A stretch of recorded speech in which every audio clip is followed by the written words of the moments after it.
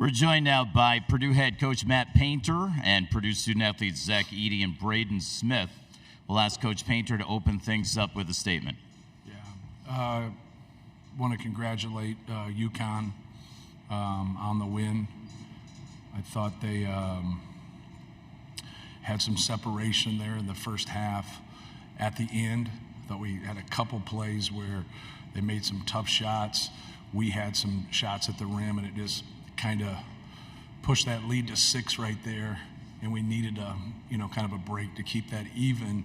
But I thought the difference, our guys really gave good effort and energy defensively in guarding them, and I thought that the real difference ended up being their ability to offensive rebound in the second half. We just were wasting so much energy to fight once they got it to double digits, and then we would get stops and we couldn't get rebounds. And that was just really hard for us to overcome at that time. They did a great job of staying home, and then we were going to go to the well with Zach as much as we could at that point. But in a game like this, we had to be able to rebound defensively better, and then we had to have something balance that out, and that was their threes, and they just stayed home with us. They did a really good job defensively. They get a lot of credit. And Donovan Klingon's a very good defensive player, but we've played against athletes, and played against some really good defensive guys this year and in the tournament, but not the collection of defensive players like UConn has. We'd play against somebody and they'd have a lockdown defender. These guys are bringing lockdown defenders off the bench, and defense always travels, and tip the hat to them. They were great. Danny's done a fabulous job. Obviously, they won back-to-back national championships. And congratulations to UConn. We're going to take questions for the Purdue student-athletes first. If you have a question for Zach or Braden, let's start on the right side. Myron. Matt, obviously Zach has been able to carry this team in back-to-back years. How do you think he should be remembered as one of the greats in the collegiate game at his position? Is that for me? Okay, I'm sorry.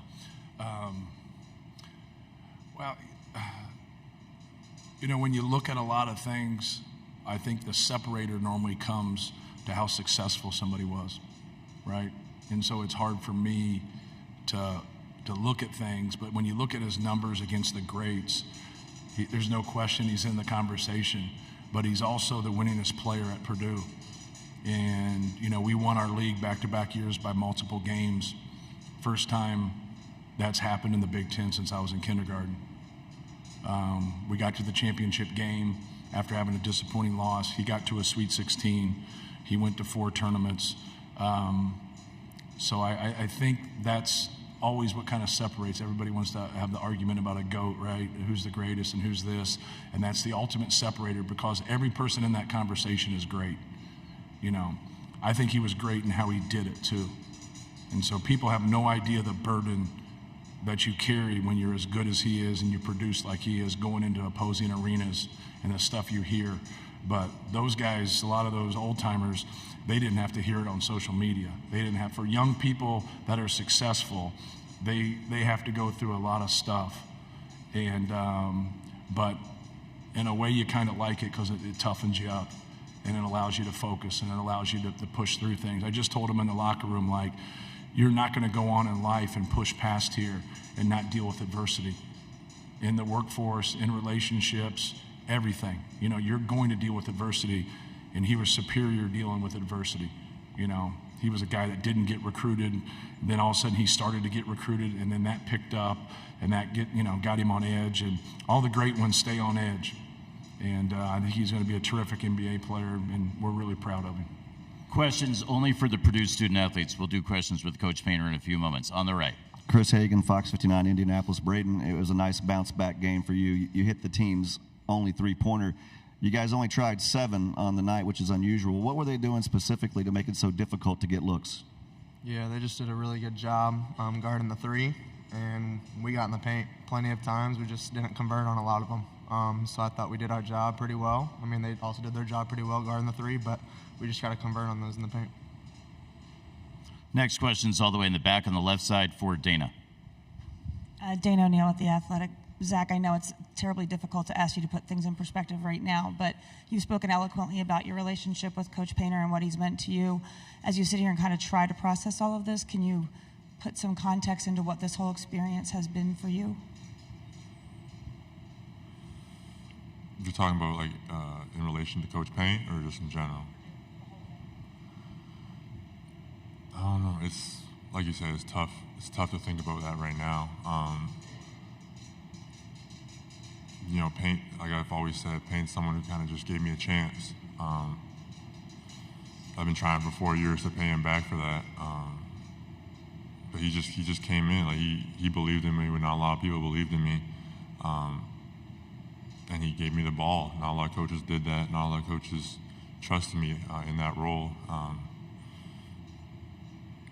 Yeah, sorry. It's tough for me to think of stuff like that right now. Up front, Aaron. Aaron Beard with the AP. This is for Zach as well. Kind of, obviously, you were facing off against a guy with a lot of size and talent. They were also bringing, defensive help a lot. Kind of, how did you think you were handling all the defensive attention you were getting, especially as the lead guy that had anything going tonight? It's something I've dealt with all year.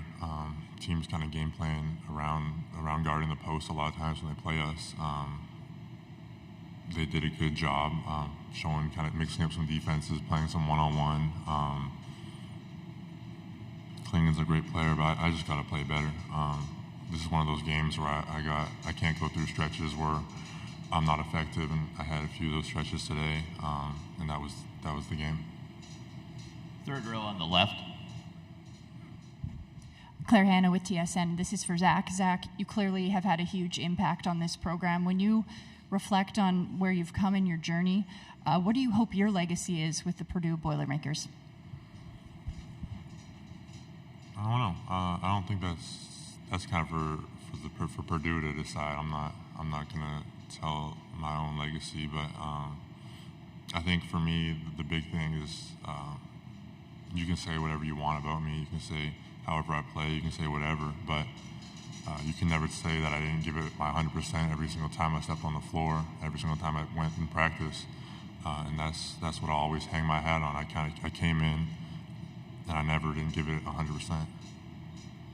Final question for the student athletes from Purdue up front. Braden, what is it about Zach in the 2 years you spent with him that you've enjoyed the most, and what is it about Zach that you will miss the most when he leaves? Yeah, man, I just enjoyed just playing with him. I mean, he taught me so much. I went from 6'4" centers to 7'4" centers, so definitely a huge change. But just being with a guy like him, I mean, he's a 2-time National Player of the Year, and he's the most unselfish person you'll ever meet. And like Coach Paint said, like, he gets more hate than anybody for no reason. Like for what? That he's just out there dominating everybody? Like, it's just stuff like that. I mean, he's just going out there just enjoying the game that he loves. I mean, he hasn't played it for long, and just to have somebody like that just wants to go out there and play because that's what he loves, and people want to give him crap for it. So just seeing that makes me kind of admire him a little bit more, because I realize, like, hey, you're the top of the game, and you're still getting hated on just because you love the game. And then when he's gone, just who he is as a person. I mean, he's just a great dude. Great dude.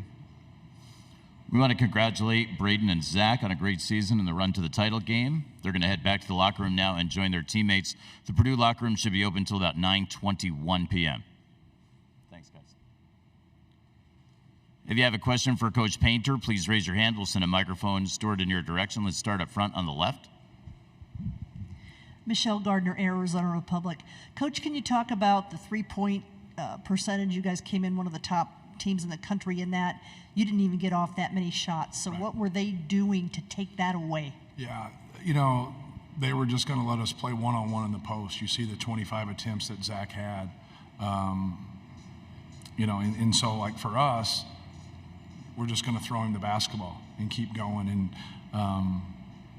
and just be able to keep going to the well. You hope through the game and, like, what you do, like, that we could loosen that and get them.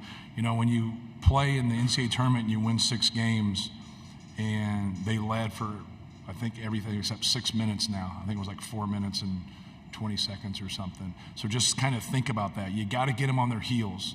And so for us to get them to change, we had to get the lead, get them on their heels, and then get, in that 10-minute mark and whatever, and we couldn't get there. We couldn't get rebounds. You can't go on runs if you can't get stops. And they're a great defensive team. And so they just made a decision, like, we can defend the perimeter, and we can take this away from you, and then you're just going to get the ball to your best player, and then he's just going to be one-on-one, and then that's that.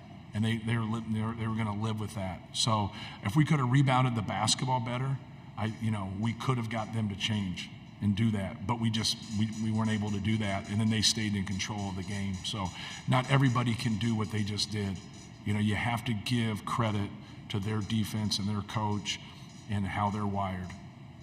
Staying up front, Dennis. Matt Dennis, CBS Sports. You touched on it about the burden he had to go through, all the crap for 4 years. Yeah. But there was another kind of burden, and during that, as well as getting better and carrying this team, I wonder if you could just expand on that.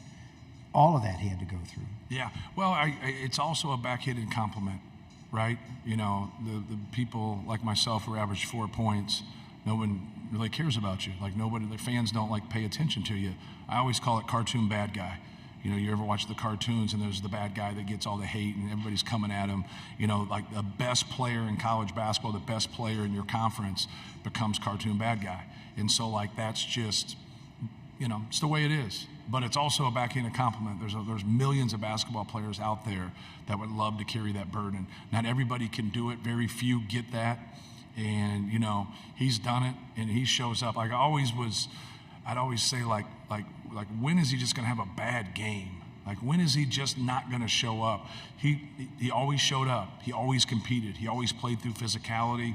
He's a very unselfish player, and I think that's the piece of it. But it's hard, man. It's hard to go through that, especially in today's world, because what eats up a young player is positive comments, because then they get full of themselves. And then the negative comments, you feel sorry for them, like, hey, this guy doesn't deserve this or whatever. So it's kind of how you look at things and how you handle things. And he always stayed really professional. And, even when they're hanging on him and fouling him and doing stuff throughout the year. See, they didn't do that at first. Because who he is today, that's not who he was 3 years ago. So I always would talk about, he'd play 17 minutes, he'd get 12 points, he'd get 6 rebounds, he'd have 4 fouls, 6 turnovers, and we go to the monitor twice. And then, and all of a sudden 6 games later, he's not elbowing people in the head anymore. He couldn't pass at one time. And then all of a sudden he could pass. Well, he never got doubled, so why should he have to pass? So, it's amazing the way he's grown and the way he's developed, but also how he's went about it and the way he stayed professional. On the left side, midway back. Hand the microphone right there. Thank you. Lucas Gordon, Cronkite News. Earlier this season, you guys played a lot of good non-conference opponents and took down the #1 team at the time, Arizona and Indianapolis. Did you use any of those games as a point of emphasis coming into this one, since you were playing the #1 team in the country once again? No, not really. The point of interest is you play Illinois and Terrence Shannon can really guard you, and you play Tennessee and Ziegler can really guard you. And it doesn't mean the other guys aren't great defensive players, probably good defensive players, right? And I'm kind of in theory here. So they just had so many good defensive players. At every position, those guys do a great job. They know how to play. They move without the basketball. They have experience, from Tristan Newton's 5th year, Cam Spencer's 5th year, but Caravan and Klingon, in their 2nd year, they play like veterans. They have a great program. They have a great system, both offensively and defensively. They're a well-oiled machine. That's where they separate, because they do have laws offensively if you watch them. They have, they'll beat somebody by 25 and go 3 for 20 from 3. You're like, well, damn. What if they go 12 for 20? But it kind of shows you who they are. They didn't get out on us and really get in transition, because we didn't turn the ball over, as much as some other people that they've played. But they're just, they're so good when they get in transition and they get those runs. But the difference with them is how they are defensively. They're a better defensive team overall than all those other teams that we played, and that says something, because those are some pretty good teams. In the back of the room on the right side. Raise your hand for us. Thank you. Andy Dorff, Sports Byline USA Radio Network. Talk about that on-the-ball pressure and how daunting it was for you guys to get in your sets and why it made you guys so one-dimensional. Yeah, you know, we were one-dimensional because of how good, you know, Zach Edey is. So we were comfortable going to him, right? We were comfortable continue to do that because that's what they're giving you. When a great defensive team says, okay, here's how we're going to play it, and you want to fight that and you want to take tough bad threes are going to be runouts for them. And that's what we really talked about. We kept showing those clips, and guys, you know, you hear people say, you know, they get thirsty. You know, three-point shooters that don't get looks now start take ones that they shouldn't take, and now that for them, they're just going to go score at the other end. So that's what we were talking about. Just take what they give you. You know, if they take something away, whether it's Zach's post up, Braden's ball screen, our threes, we still can get a quality shot. You know, we had to be better on the glass, in my opinion, and then we had to be a little bit more efficient, you know, in the shots that we were getting, and that balance right there could have got us into the game. It would have got us into the game and made it a game, but we just simply weren't able to do that. Up front on the right side.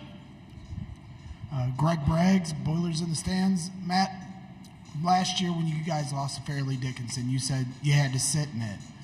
Now, fast forward to this year, you lose in the national championship. How is that feeling? The same, or is it different? And how does it motivate you to get back to this point? Yeah. No, it's a lot different. It's obviously a lot different to get to the Final Four and get into the championship game. You know, it hurts because, you know, these opportunities are slim. You know, you say you're going to get back here, but, you know, you want to use this as motivation to get it back here and keep growing your program.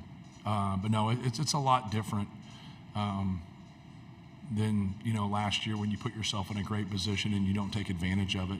We put ourselves in a great position now, and we took advantage of it. We just came up a little bit short to a great team.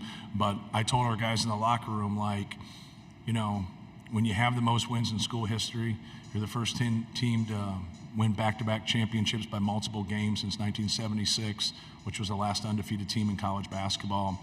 And you get, you know, an eyelash away from winning it all, like that, you know, that's the standard. And so, like, now we're going to, just like any other year, we're going to take 2 to 3 weeks off, and then we're going to get back to work. And obviously it's not going to be a lot of work until, you know, the summer in terms of from a team standpoint, but, you know, those guys are going to be getting into the gym and fighting and competing, and we like our young guys that are coming in next year, you know, so we're excited. We want to congratulate Coach Painter on his run to the championship game and thank him for spending all the time this week here in the main interview room. Thank you, Coach.